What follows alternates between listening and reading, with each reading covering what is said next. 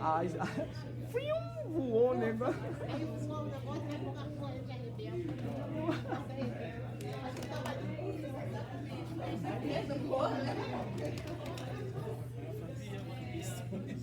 Hello, princess, hello.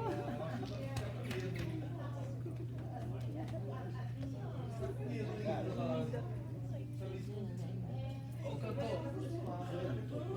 Já que gostou, Marcos? É a letra que eu tenho. Eu te mandei.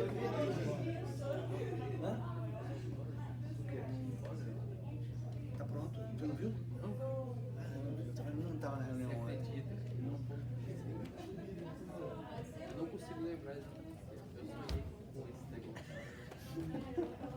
Eu estava cobrando ali que eu fiz qualquer Eu ia coisa. mandar uma mensagem pro eu não conseguia escrever. Era como sonhar. Esse debulinho aqui. Eu fiquei com ele na cabeça. Ele botou uma pressão. Foi uma Cara, eu não posso falar assim, não. Você tava tocando. Ah, foi por isso que a paleta Tudo acontece. Vai para Ronaldo comprar um gato. Mas tu me conta com detalhes. Lembrar direito. pra descrever. Cada conversa me escreve. Eu fiquei na cabeça com isso.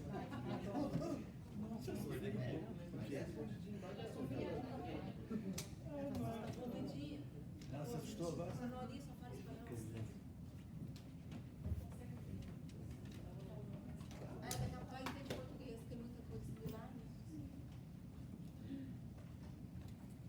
De repente tu não ficou em silêncio, né? Hã? We ready? We ready? É. Estamos prontos? Está listos? Ah, agora tem que dar. Tem que dar. Agora complicou o negócio. Agora, né? pastor. Hã? Rodou. Está listos? Ah. O inglês. Agora o negócio vai dar um pau na cabeça dele agora. Mas hoje então a gente continua a nossa série de mensagens em Malaquias, né? E hoje talvez a gente termine o livro de Malaquias, porque hoje a gente entra na sexta disputa, sexta acusação que Deus tem contra o seu povo. Mas antes da gente ler Malaquias capítulo 3, do versículo 13 ao 18, vamos orar mais uma vez, pedindo a graça de Deus sobre nós. Vamos orar. Pai amado, que o Senhor esteja abençoando agora, Pai, a pregação e a leitura da Tua palavra. Pai amado, nos dá a serenidade e o foco necessário, ó Deus, para absorvermos a Tua palavra, como a Tua palavra diz, como genuíno leite espiritual. Que nós possamos desejar ardentemente, ó Deus, a Tua palavra em nossos corações. Que não venhamos a escutar a Tua palavra com ouvidos que são apenas ouvidos que estivessem escutando algo que é corriqueiro, rotineiro, mas não. Que realmente nós estejamos aqui com ouvidos e corações atentos à Tua palavra, com fome e sede da Tua vontade. Por isso, ó Deus, abençoa os suspiros, as meditações dos nossos corações. E também, ó Deus, dirige e abençoa as palavras que saem dos lábios do Teu servo, para que em todas as coisas, somente o nome de Jesus, o nosso Salvador, o nosso Redentor, a nossa rocha, o nosso refúgio, e somente Ele seja glorificado.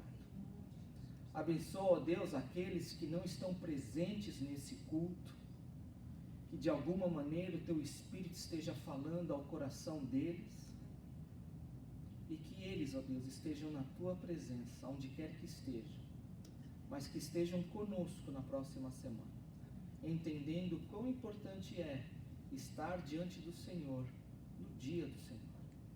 Obrigado, Pai, oramos em nome de Jesus. Amém, graças a Deus. Malaquias capítulo 3, do versículo 13 ao 18.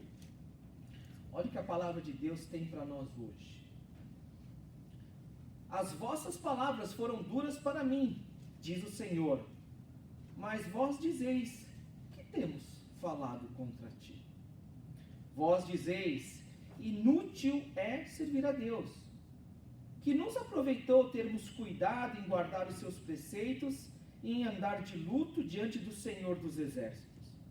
Ora, pois, nós reputamos por felizes os soberbos. Também os que cometem impiedade prosperam. Sim, eles tentam ao Senhor e escapam. Então, os que temiam ao Senhor falavam uns aos outros. O Senhor atentava e ouvia. Havia um memorial escrito diante dele para os que temem ao Senhor e para os que se lembram do seu nome. Eles serão para mim particular tesouro naquele dia que prepararei, diz o Senhor dos Exércitos. Poupa-los-ei como um homem poupa o seu filho que o serve. Então vereis outra vez a diferença entre o justo e o perverso, entre o que serve a Deus e o que não serve. Amém.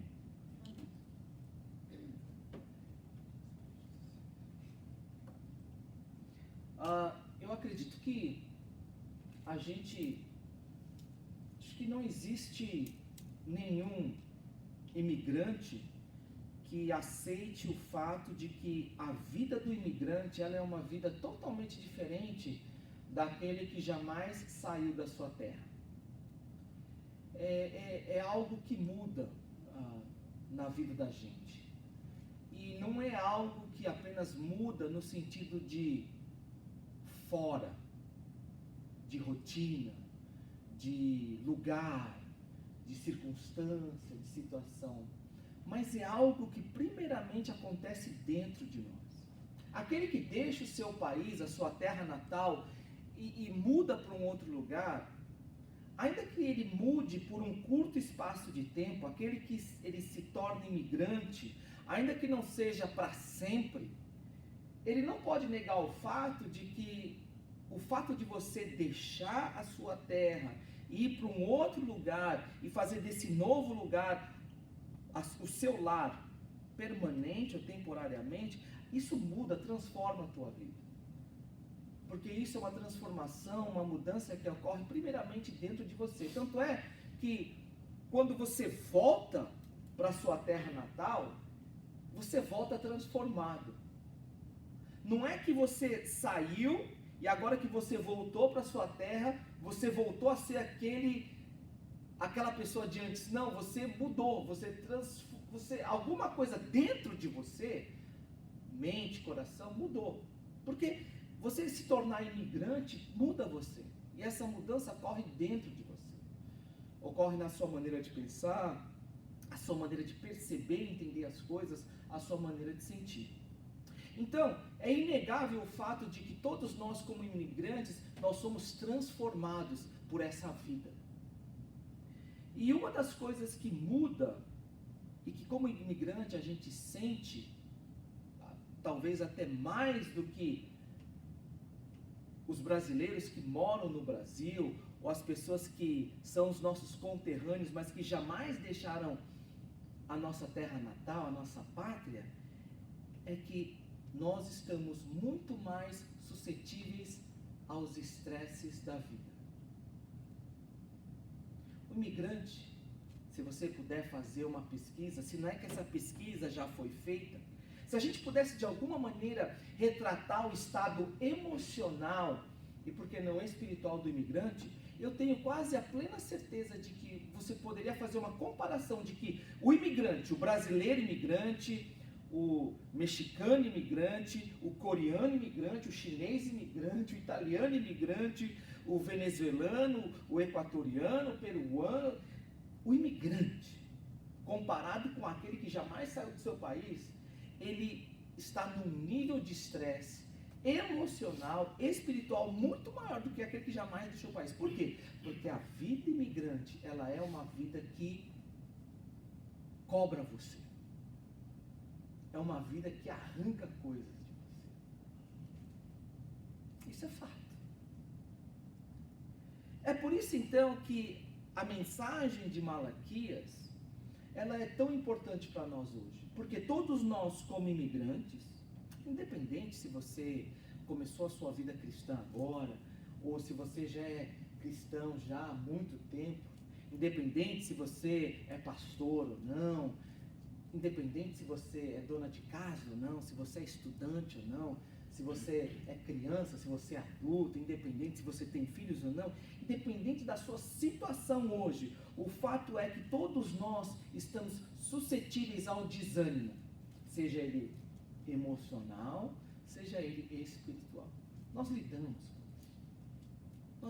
com isso.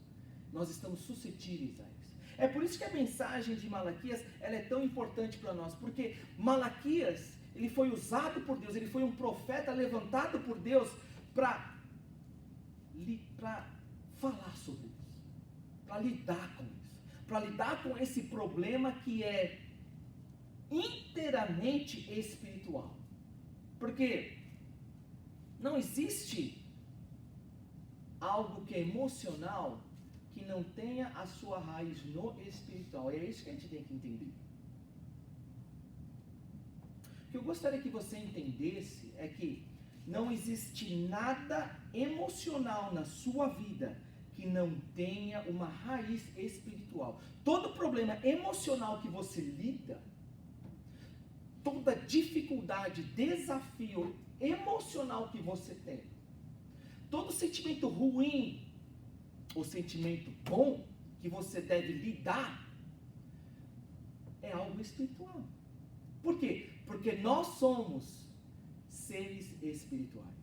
Não tem como você separar isso. Então, quando a gente fala de lidar com um problema emocional, nós estamos falando de um problema que tem uma raiz, uma fonte, uma origem espiritual. E é por isso então que Deus levanta um profeta, o profeta Malaquias, para chamar o povo de volta, um povo que estava lidando com um desânimo, que tinha uma raiz, uma origem, uma fonte espiritual. E não tinha como o povo resolver aquele problema, aquele desânimo emocional, sem resolver o problema espiritual que eles tinham. É por isso então que Deus levanta esse profeta, e esse profeta fala em um tom duro. Nós vemos aqui no livro de Malaquias que Deus, ele traz 6 discussões, 6 disputas, 6 acusações para o povo de Deus. Por quê? Porque geralmente quando a gente se afasta de Deus, porque o desânimo, ele é resultado de nós sairmos da presença de Deus. Lembra o profeta, quando ele está desanimado diante de Deus, ele foge da presença de Deus. Você lembra o profeta Jonas, quando ele estava revoltado contra Deus? Como é que Deus podia trazer mensagem de arrependimento para um povo tão ateu, um povo que não merecia se arrepender de ele fica bravo com Deus e aí ele se afasta de Deus? Ou aquele profeta que ficou desanimado porque parecia que Deus estava demorando muito e aí ele fica desanimado, ele se afasta da presença de Deus. Quando o desânimo bate à porta do nosso coração, quando emocionalmente nós nos sentimos desgastados, isso não é um problema físico, isso não é um problema apenas meramente emocional, é sintoma de algo espiritual que está acontecendo dentro de nós. E é comum nesse momento onde nós nos afastamos de Deus e a gente sente aquele desgaste emocional, a gente buscar soluções falsas que o mundo oferece, porque nós somos carnais.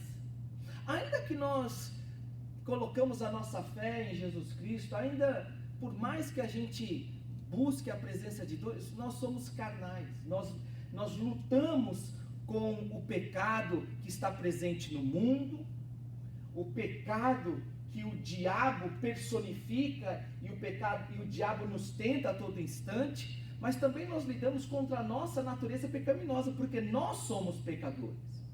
Então, por mais que nós tenhamos fé, por mais que nós tenhamos a segurança e a convicção da nossa salvação, nós lidamos com o pecado e é muito mais fácil para todos nós aqui, nós darmos mais ouvido e buscarmos as soluções que o mundo nos apresenta. É por isso então que Deus, ele vem com essa mensagem dura, lembra? 6 acusações, porque o povo estava começando, o povo já tinha colocado a esperança nas coisas falsas do mundo.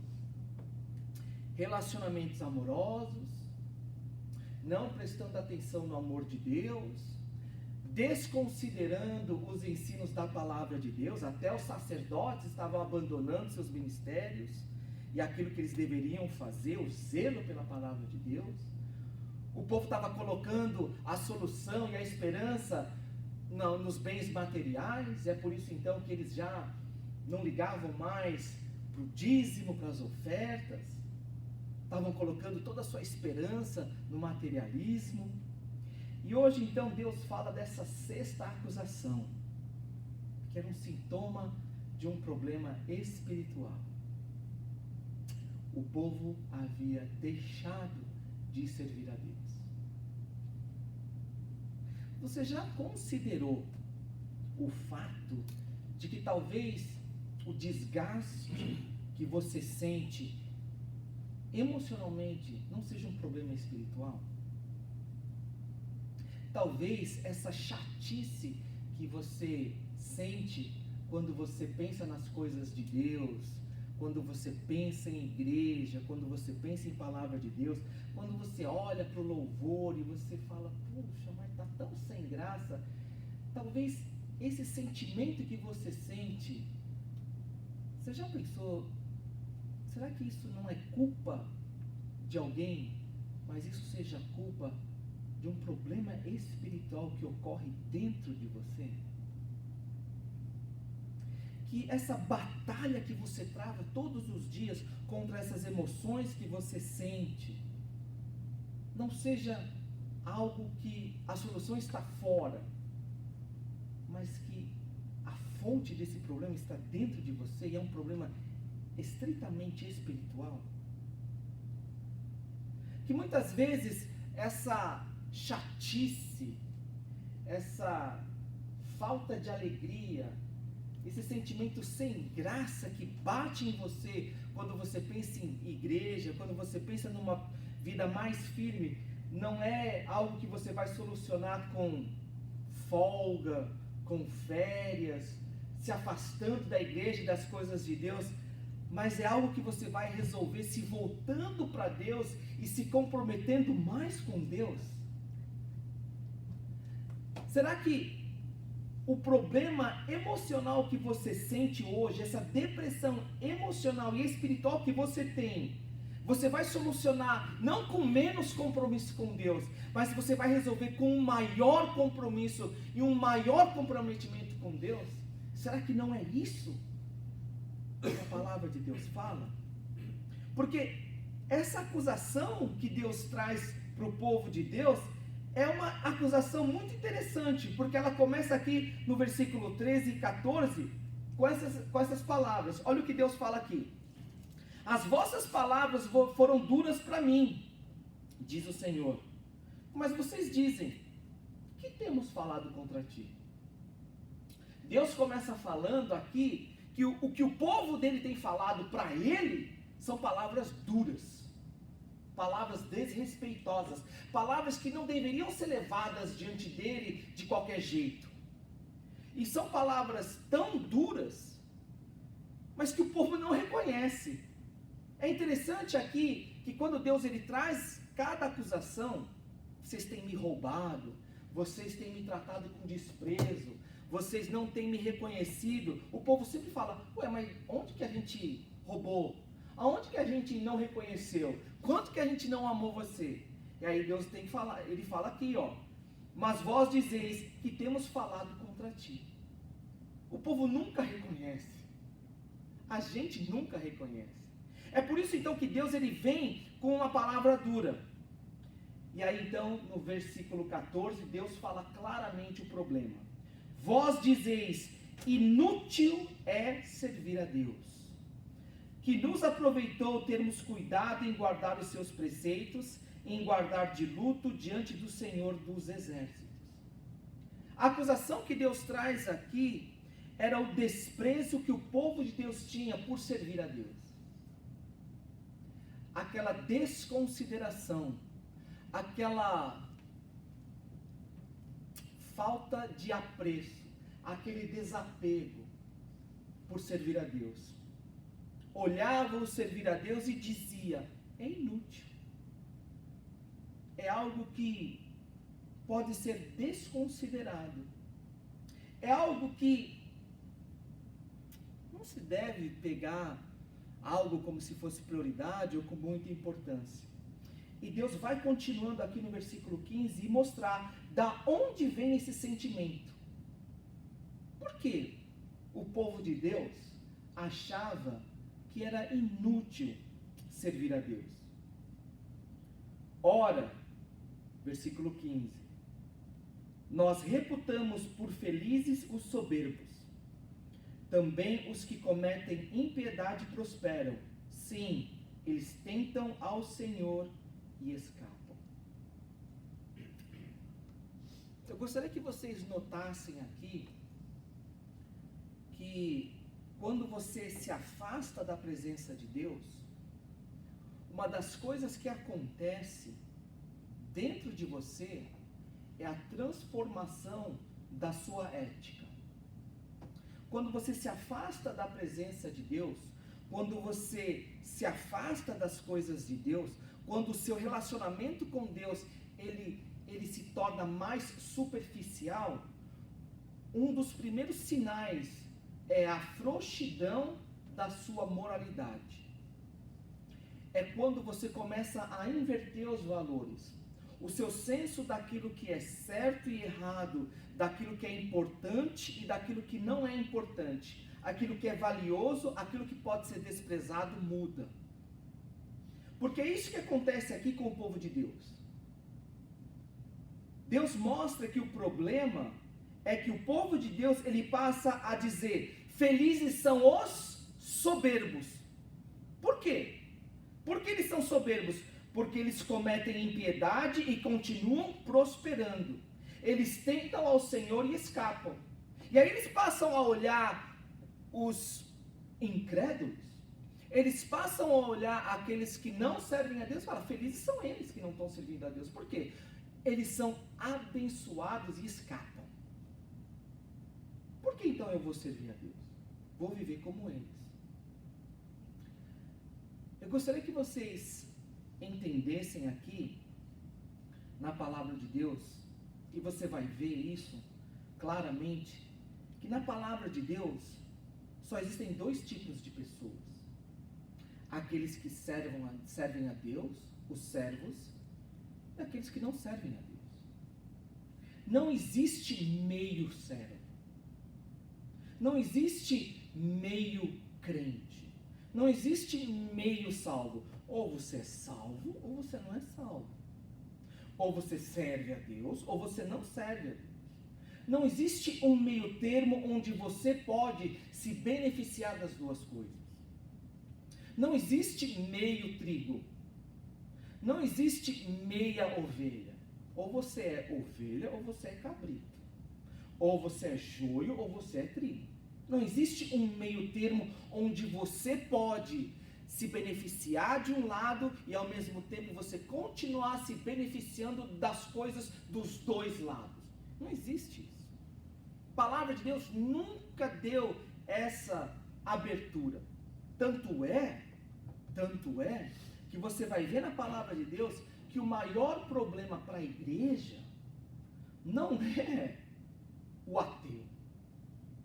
O maior problema que nós lidamos na palavra de Deus é aquele que se diz crente, mas não é.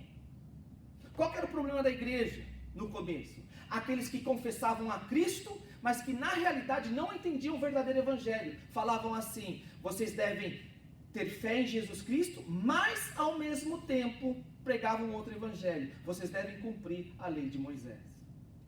O problema da igreja nunca foi aquele que se dizia, eu não creio em Jesus. O problema da igreja é sempre aquele que dizia que tinha fé em Jesus, mas vivia de uma maneira totalmente contrária à palavra de Deus e pregava um outro evangelho. Tanto é que você vai ver também em outras partes do Novo Testamento a luta contra aqueles que usavam da palavra de Deus para continuarem vivendo uma vida sem transformação. Diziam que eram crentes, mas que viviam uma vida desprezando servir a Deus. É isso que a palavra de Deus fala. Existe uma distinção clara daquele que serve a Deus e daquele que não serve a Deus. Você já parou para considerar que o resultado da sua depressão espiritual e da sua mornidão, eu não sei nem como falar, mas da sua frieza espiritual, talvez não seja porque você saiu daquela vida a qual você jamais deveria ter se afastado. Que muitas vezes você lida com essa depressão emocional, espiritual, e a vida cristã, ela não reluz tanto quanto antes. Não é porque você deve dar um tempo, mas é porque realmente você se afastou e você deve voltar a servir a Deus, porque esse era o lugar que você jamais deveria ter saído. Que essa depressão espiritual, esse desânimo que você sente com relação às coisas de Deus, não é realmente porque você se afastou dessa vida pela qual Cristo morreu para que você tivesse na cruz, e hoje você vive uma vida que você jamais deveria estar vivendo. E é esse o resultado pela qual você sente um desânimo. Porque você está tão dentro do mundo, que quando você pensa nas coisas de Deus, você não consegue ver claramente o quão maravilhoso e abençoado, bem-aventurado é estar na presença de Deus. As preocupações do mundo nos roubam da presença de Deus. É interessante aqui nessa passagem que então, olha o que Deus faz. Deus, ele encoraja os servos, aqueles que continuam no caminho do Senhor, a perseverarem no serviço ao Senhor. Essa passagem mostra aqui três bênçãos que aqueles que servem a Deus experimentam quando eles permanecem no caminho qual eles jamais deveriam ter saído. Então, se hoje você busca uma solução para o seu desânimo espiritual, a palavra de Deus te dá 3 encorajamentos para que você volte para Deus ou para que você continue perseverando em Deus. O primeiro encorajamento que Deus fala está aqui no versículo 16. Os servos de Deus, eles serão lembrados. Olha o que a palavra de Deus fala aqui no versículo 16. Então os que temiam ao Senhor falavam uns aos outros, o Senhor atentava e ouvia.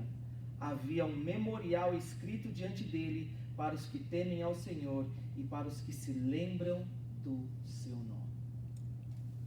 Se você quer um encorajamento para continuar servindo ao Senhor, ou se você precisa de um encorajamento para voltar ao Senhor, a palavra de Deus hoje mostra que Deus vai pegar o seu nome e Ele vai escrever num lugar onde o seu nome será memorializado. Essa passagem, o jeito que essa passagem, esse versículo foi escrito, nos volta para o livro de Esther. Porque você lembra quando o rei, depois que ele vê o que Esther tinha feito e tinha que buscar uma solução, e ali eles trazem lá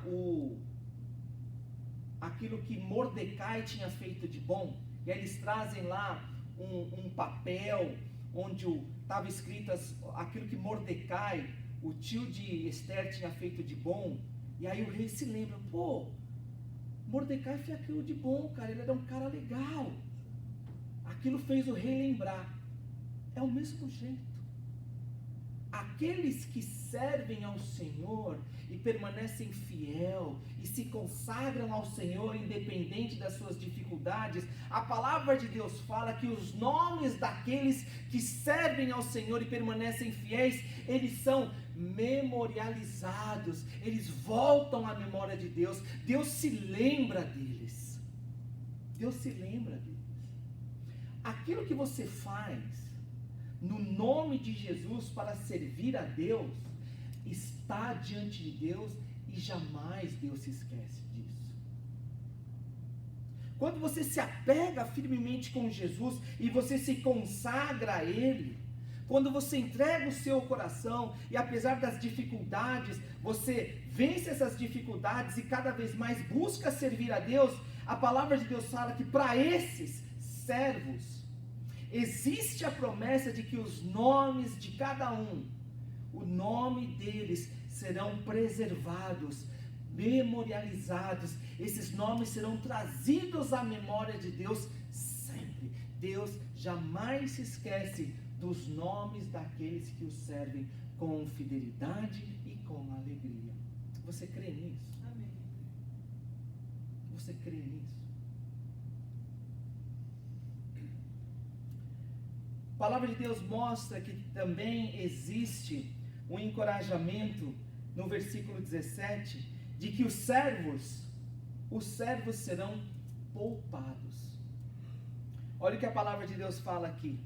Eles serão para mim particular tesouro, naquele dia que prepararei, diz o Senhor dos Exércitos, poupa-los-ei como um homem poupa o seu filho que o serve. Você já reparou que não existe antônimo, não existe palavra oposta a servo? Não existe. Por quê? Ou você é servo ou você não é. Outra palavra que a gente poderia colocar como se fosse contrária seria Senhor. Mas Senhor, a gente sabe que Senhor só existe um, que é o nosso Senhor Jesus. Então, se existe uma maneira da gente se identificar, existe somente um, é servo. Porque não existe outro relacionamento que a nossa língua reconhece como, dentro desse relacionamento, com alguém que é mestre, com alguém que é Senhor sobre nós. Ou você é servo desse Senhor ou não é. Ou você está fora dessa realidade. Ou você está fora desse relacionamento. Porque não existe meio servo. Não existe algo que seja oposto a isso. Não é ou você é servo ou você não é. Então é por isso que a palavra traz uma promessa, um encorajamento para aqueles que estão dentro desse relacionamento. Para aqueles que reconhecem ao Senhor Jesus como de fato Senhor da sua vida. Esses que são servos, Deus promete, Ele traz encorajamento de que eles serão poupados. Poupados. O que é poupar? O que é poupar? Você sabe o que é poupar? Explica para mim o que é poupar. Você poderia explicar para mim? O que é poupar? Não deixar passar por uma situação. É você livrar. É você salvar. As mães reconhecem muito bem isso, né? Porque as mães são aquelas que sempre querem poupar os seus filhos. E eu acredito que muitas vezes, nós como imigrantes, nós temos esse sentimento. As mães muito mais. Né? Porque o coração de mãe é um coração muito grande. A mãe, ela é um coração que ele é mais generoso, é um coração que é mais caridoso. Então a mãe, ela sempre tem essa preocupação de preservar o filho ou a filha de passar por uma situação. Ela quer poupar, ela quer preservar, ela quer salvar. Então quando Deus fala que Ele quer poupar o servo, a gente tem que entender é que Deus, Ele provê para todos nós, se somos nós servos, livramento. Você crê nisso? Que como servo Deus te dá livramento? Deus te livra, Deus te poupa. Tem situações que, se você se compromete a servir a Deus, Deus vai falar, não, isso é muita coisa para você. Não, isso você não vai passar, porque eu vou te poupar, eu vou te salvar.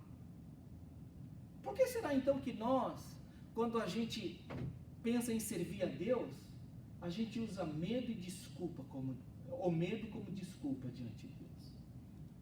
Quantos de nós usamos medo como desculpa para não servir a Deus? Não, vou dar um tempo aqui, porque eu não sei como vai ser amanhã, não sei, talvez, esperar um pouco. Deus promete livramento para aqueles que o servem. Deus promete livramento para aqueles que decidem no seu coração serem fiéis e colocam a sua fé não nas coisas desse mundo, mas colocam a sua fé no Senhor, que os chamou e resgatou para essa vida que é de serviço. Deus não te deixa sozinho. Se Deus te chama e você se compromete, esse mesmo Deus que te chama, Ele te promete livramento. Existe também mais um encorajamento para aqueles que se consagram e decidem servir a Deus. Versículo 18 fala: então vereis outra vez a diferença entre o justo e o perverso, entre o que serve a Deus e o que não serve. O maior problema da igreja não é o incrédulo, não é o ateu. O maior problema da igreja é aquele que se diz crente, aquele que se diz discípulo, mas vive como incrédulo. Por quê? Porque são esses realmente que se tornam um obstáculo, uma barreira para o Evangelho. Porque são eles que envergonham o Evangelho.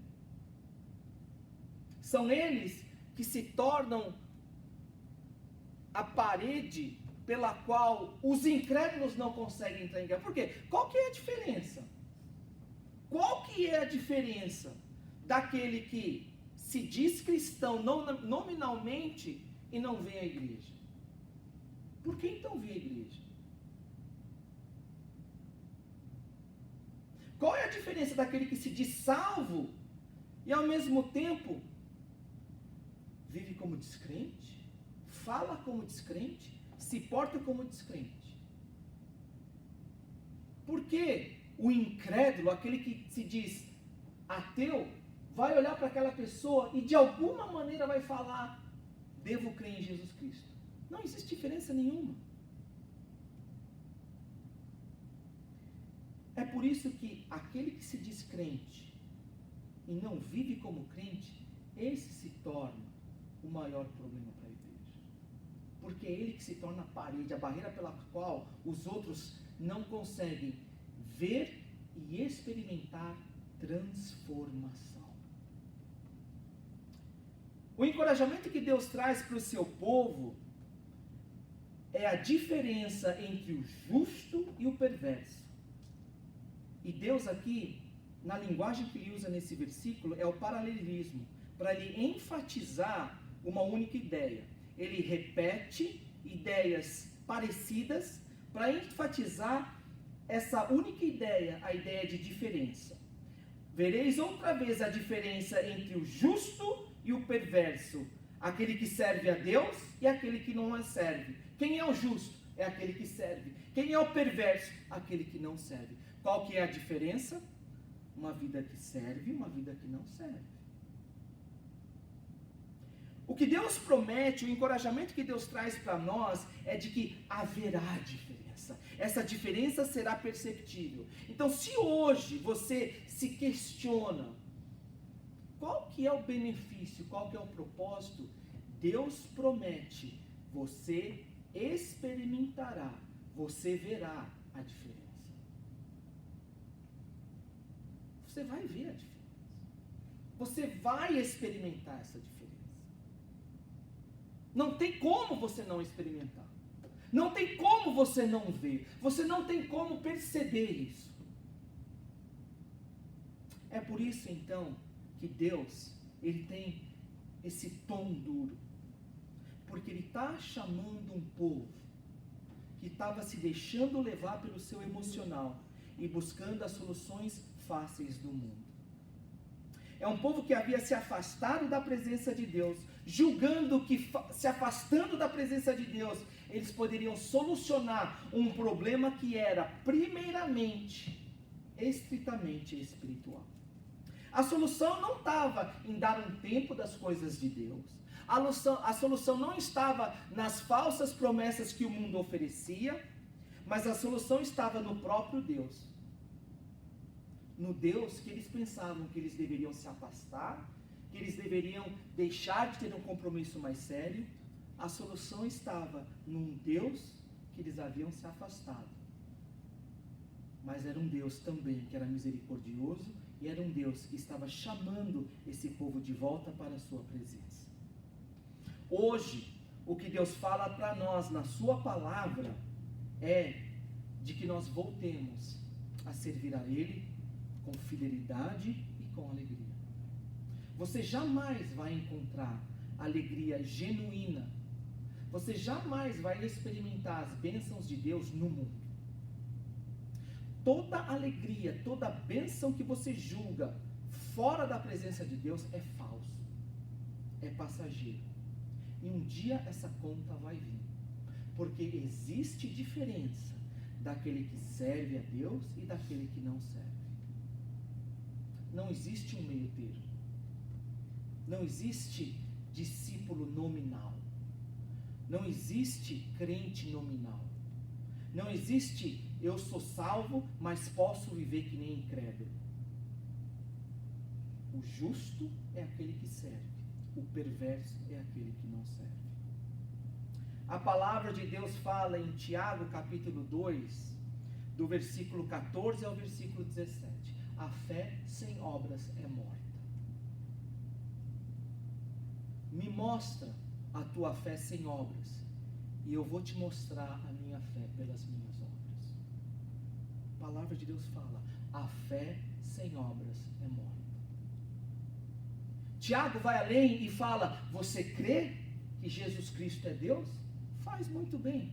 Versículo 19 do capítulo 2, até o diabo e os demônios creem. A fé sem obras é morta.